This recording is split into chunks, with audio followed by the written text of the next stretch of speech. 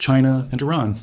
Two countries separated by thousands of miles, divided by culture, language, and history, yet bound together by something far more powerful than geography: mutual interest. And while the world has watched Iran's conflicts, its sanctions, its nuclear ambitions, and its proxy wars play out on the global stage, a quieter story has been unfolding in the background.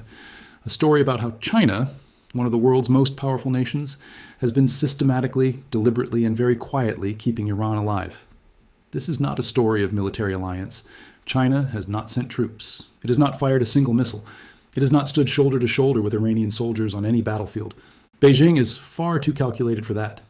What China has done instead is something more sophisticated, more durable, and in many ways more consequential than any military intervention could be. It has built Iran a lifeline, economic, financial, technological, and diplomatic, that has allowed Tehran to survive years of crippling Western sanctions, fund its military ambitions, and continue projecting power across the Middle East, even as the United States and its allies have done everything in their power to bring Iran to its knees. To understand how we got here, you have to go back to 2021, when China and Iran signed what they called a comprehensive strategic partnership. On paper, it sounded like a diplomatic agreement between two nations seeking mutual respect and cooperation. In practice, it was something far more transactional. China pledged up to $400 billion in investment in Iran over 25 years. In return, Iran agreed to supply China with discounted oil. The deal was sweeping in its ambition, and while much of the promised investment has not yet materialized, the oil component began flowing almost immediately and has never really stopped. That agreement was the foundation upon which the entire relationship was built, and it set in motion a web of economic dependencies that has grown more complex and more difficult to unravel with every passing year. The centerpiece of China's support for Iran is oil, not weapons, not military technology, oil. It is the most fundamental and the most powerful form of assistance China provides, because without oil revenue, the Iranian regime cannot function. It cannot pay its military. It cannot fund its proxies across the Middle East. It cannot keep its population from boiling over with discontent.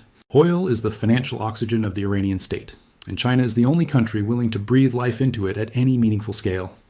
In 2025 alone, China purchased approximately 1.38 million barrels of Iranian crude oil every single day. That number is almost impossible to visualize, so consider it this way. More than 90% of everything Iran managed to export in oil that year went to China. Not to Europe, not to Asia broadly, not scattered across the global market. To China, almost exclusively. The reported value of Iranian crude oil exports to China in 2025 was roughly $31 billion. And crucially, almost none of that appeared in China's official trade statistics. It was unreported, hidden, deliberately obscured. When China's government released its bilateral trade figures with Iran for 2025, it declared about $10 billion in total trade. The additional $31 billion in oil simply did not appear. It was as though a third of the transaction never happened. This is not accidental bookkeeping. This is the architecture of a system designed from the ground up to evade detection, circumvent sanctions, and keep money flowing to Tehran, while keeping Beijing's fingerprints clean enough to maintain plausible deniability on the world stage. And the system works through what has become known as the Shadow Fleet. The Shadow Fleet is exactly what it sounds like: a network of tankers operating in the shadows of the legitimate global shipping industry. These are older vessels, often registered under foreign flags in obscure jurisdictions, owned through layers of shell companies that make it nearly impossible to trace who actually controls them. They operate without properly broadcasting their location. They disable the automatic identification systems that all commercial ships are required to use so that maritime authorities can track them. They forge documents. They falsify their cargo manifests. And they carry Iranian oil from Iranian ports across the Indian Ocean and into Chinese waters, where it is offloaded at port facilities that have developed a studied curiosity about where exactly the crude they are receiving actually comes from. Once the oil arrives in China, it enters a refining ecosystem that has been specifically adapted to handle it. The key players are what the industry calls teapot refineries, small independent processing facilities concentrated mainly in China's Shandong province. These refineries lack the scale and international exposure of China's major state-owned energy companies, which means they are far less vulnerable to American sanctions. Pressure. They do not have significant assets in the United States. They do not conduct major transactions in US dollars. They do not maintain the kind of relationships with Western financial institutions that would make sanctions threats meaningful to them. So when the United States comes along and says it will sanction any entity that buys Iranian crude, the teapot refineries essentially shrug, and they keep buying. The oil itself is rebranded before it ever gets to a refinery. Ships conducting what are called ship-to-ship transfers in international waters offload Iranian crude onto other vessels that then enter Chinese ports with documentation describing the oil as coming from Malaysia, or Oman, or Iraq, or some other origin that raises no red flags. The paperwork is fabricated, the declared origin is fictitious, and the system is so well established, so routinized, that it has become almost mundane, a logistics operation conducted at industrial scale, thousands of miles away from any enforcement mechanism capable of stopping it. The financial side of this arrangement is equally elaborate. Because conducting oil transactions in US dollars would expose the parties to American financial surveillance and sanctions enforcement, China and Iran have constructed payment mechanisms that operate entirely outside the dollar-based financial system. Iranian oil is sold in Chinese renminbi. Payments flow through small Chinese banks that have no significant exposure to American financial institutions and therefore have little reason to fear being cut off from the US financial system. In many cases, the transactions do not involve cash changing hands at all in any conventional sense.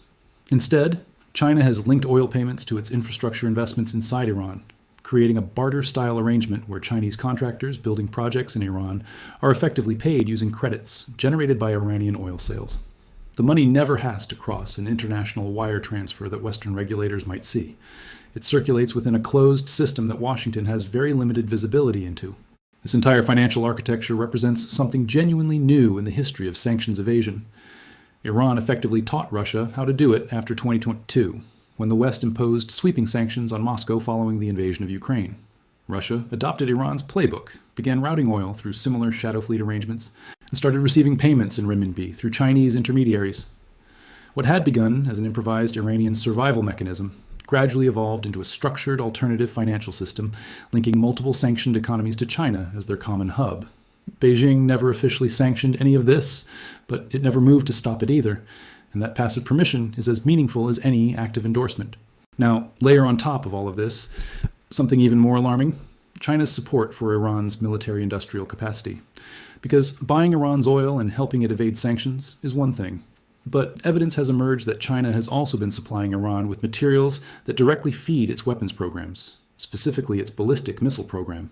In January 2025, 2 Iranian-flagged vessels docked at China's Gaolan port in Zhuhai and were loaded with approximately 1,000 tons of sodium perchlorate.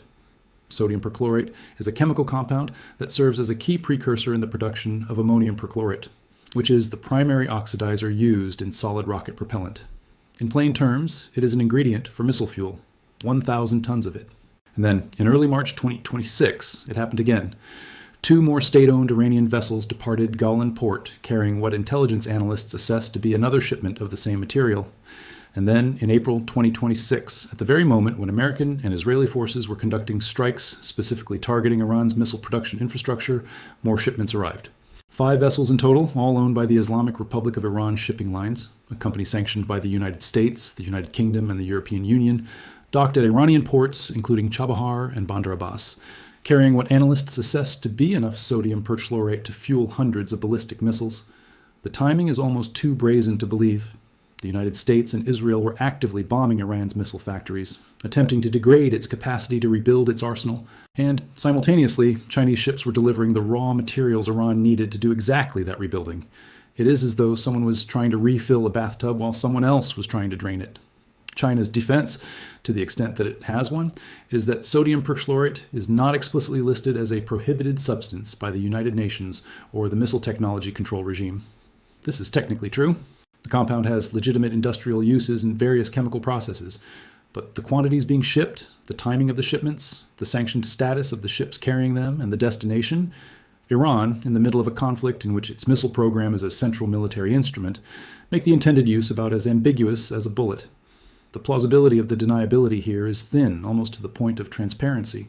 The United States has not sat on its hands in the face of all this.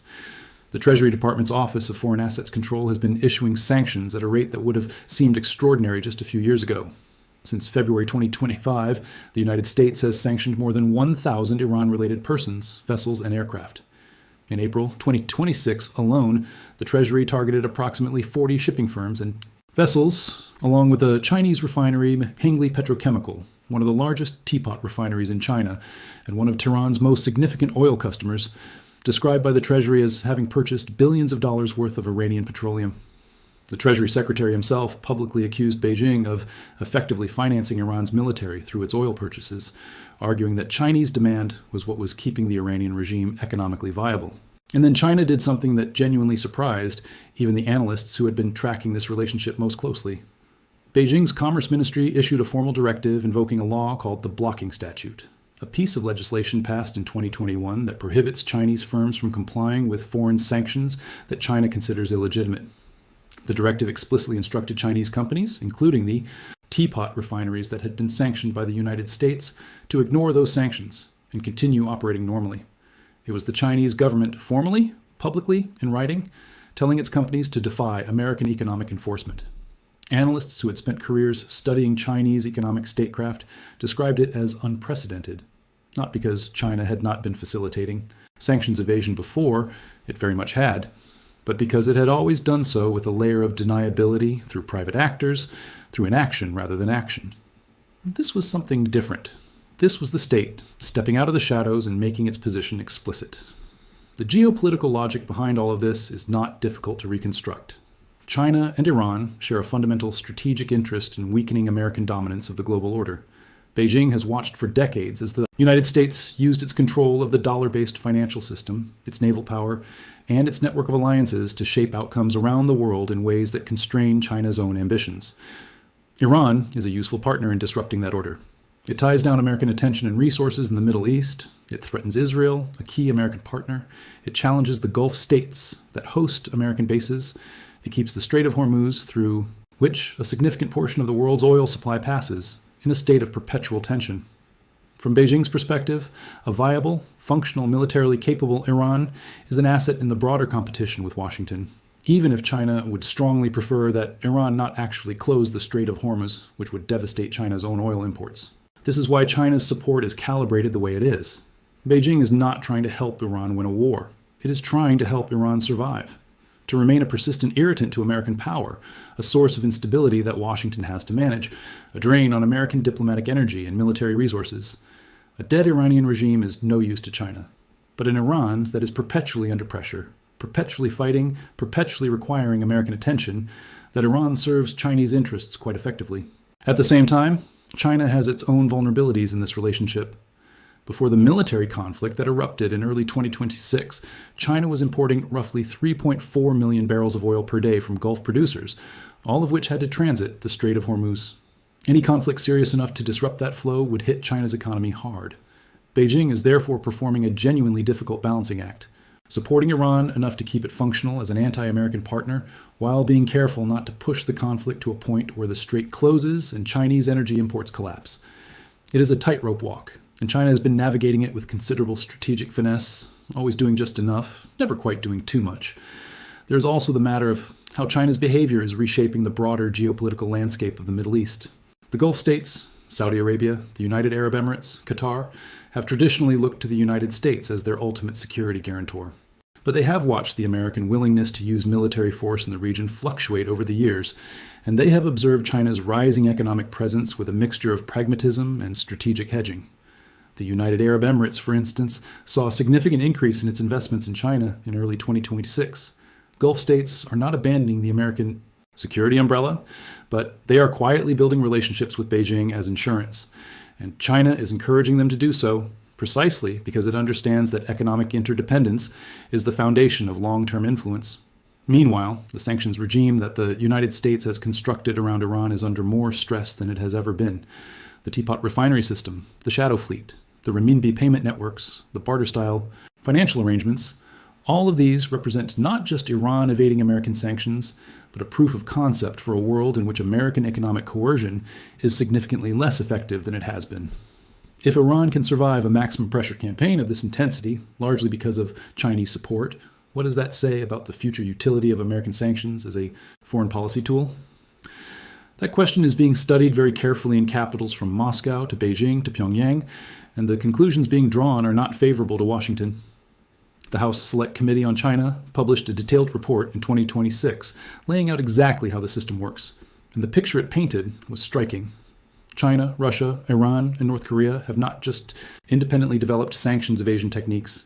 They have shared those techniques with one another. They have coordinated their evasion strategies.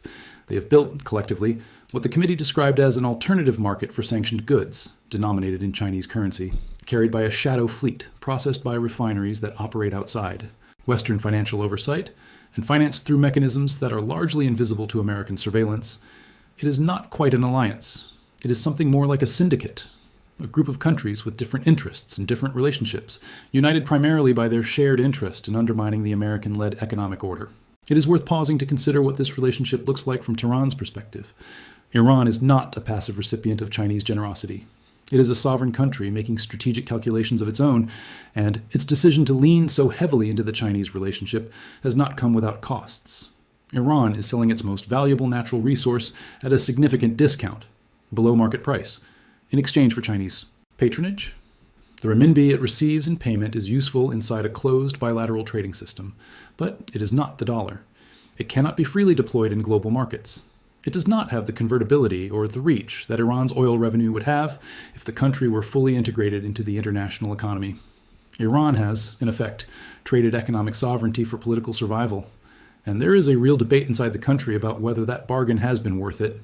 There's also the question of what China actually provides beyond oil purchases. The dual-use technology transfers, the satellite imagery that has reportedly assisted Iranian military planning, the radar systems and communications equipment that have helped Iran maintain situational awareness during periods of intense military pressure. These are difficult to document and even harder to attribute because they flow through commercial and semi-governmental channels that are designed to obscure their ultimate purpose. But the pattern across years of intelligence reporting and investigative journalism is consistent. China is not simply a passive buyer of oil, it is an active partner in Iran's effort to maintain military capability, and the assistance it provides extends well beyond the financial. Consider the broader strategic picture in the Middle East as it stood in the years leading up to the 2026 conflict. Iran had spent decades building what it calls its axis of resistance, a network of proxy forces and allied militant groups, stretching from Lebanon through Syria, Iraq, Yemen, and Gaza. Hezbollah in Lebanon, the Houthis in Yemen, the various Shia militias in Iraq, Hamas and Islamic Jihad in Gaza, all of these groups were sustained, in significant part by Iranian funding and Iranian weapons. And Iranian funding came overwhelmingly from oil revenue, and oil revenue came overwhelmingly from China. The chain of causation is direct and undeniable. Without Chinese oil purchases, Iran's proxy network across the Middle East would have been dramatically less capable. Every Houthi missile fired at a shipping lane in Trewuni, the Red Sea, every Hezbollah rocket launched into northern Israel, every Iraqi militia attack on an American base, all of these were ultimately subsidized, in part, by Chinese demand for discounted crude.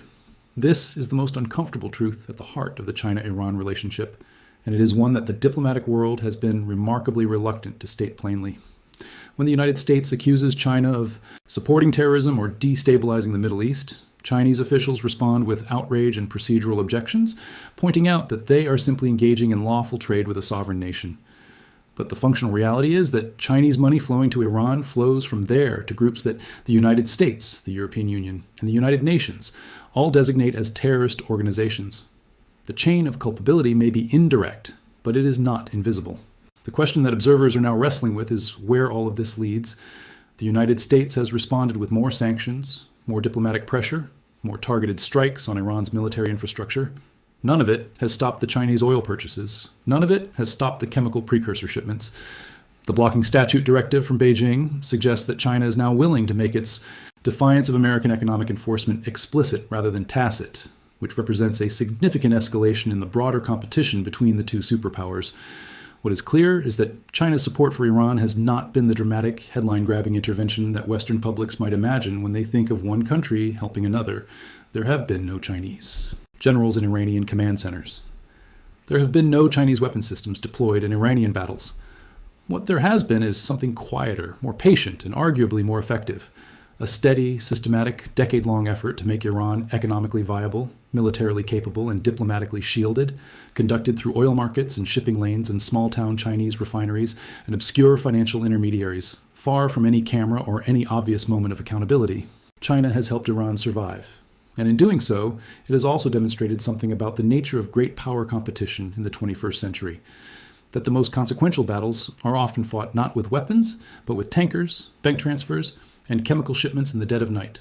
The world is watching what happens next. But the story of how we got here, the quiet, careful, enormously consequential story of China and Iran is one that deserves to be understood in full.